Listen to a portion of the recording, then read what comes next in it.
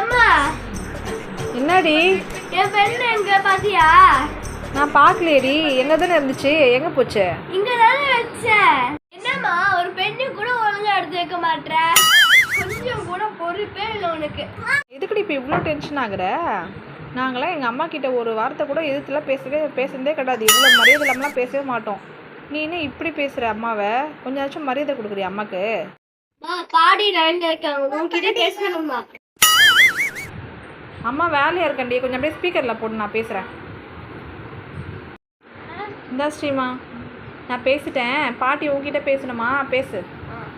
எப்படி இருக்க பாட்டி? நல்லா இருக்கியா?